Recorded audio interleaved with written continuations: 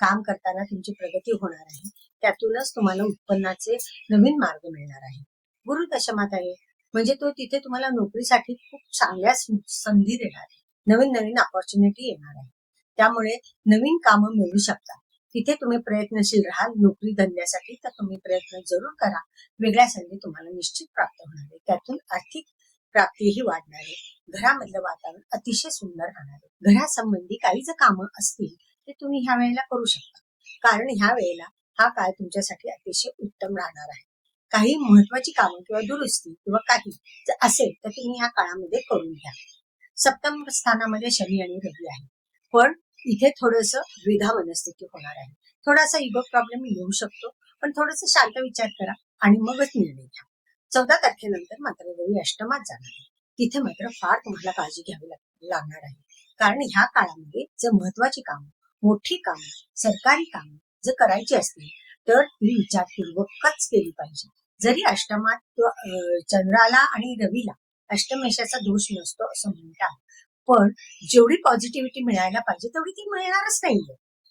अष्टमाचा पूर्णपणे negative result मिळणार नाहीये, पण कामामध्ये अडथळे, काहीतरी प्रॉब्लेम हे येऊ शकतात. अष्टमामध्ये जवळजवळ राहू पण आहे, बुध पण आहे, शुक्र पण आहे, म्हणजे तुमच्या पार्टनरला मात्र ह्या इथे खूप चांगल्या सुसंधी मिळणार आहे. त्याच्याकडनं उत्पन्नाचे साधन तुम्हाला मिळू शकतं. त्याच्याकडनं आर्थिक नियोजन करून उत्पन्न त्यांचं वाढू शकतं. त्यांचा काही बिझनेस असेल, त्यांची काही नोकरी व्यवसायात काही कामं असतील तर ते उत्तम प्रकारे चालणार आहे.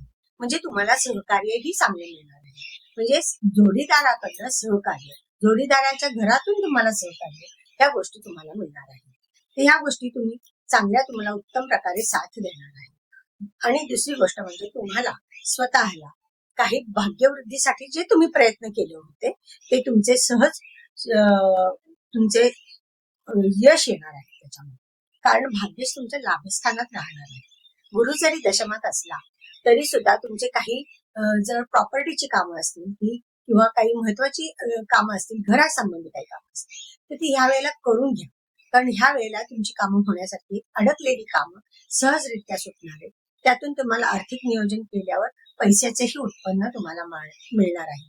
आर्थिक फायदा निश्चितच आहे. तुम्ही प्रयत्नशील राहा, काही त्याच्याबद्दल प्रश्न नाहीये. जरी तुमचा राशी स्वामी सप्तमात अष्टमात गेला तरी दोन्ही स्थानं फारशी जरी अनुकूल नसली तरी सुद्धा स्वप्रयत्न, आत्मविश्वास हा तुमच्याकडे भरपूर असतो, धाडस भरपूर आहे. प्रयत्नशील राहा, व्यवस्थित तुमची कामं होतील. फक्त पॉझिटिव्हली जा, आत्मविश्वासाने कामं करा, कामं निश्चित तुमची होणार आहे. मार्च महिना त्यामुळे तुमचा चांगला जाणार आहे.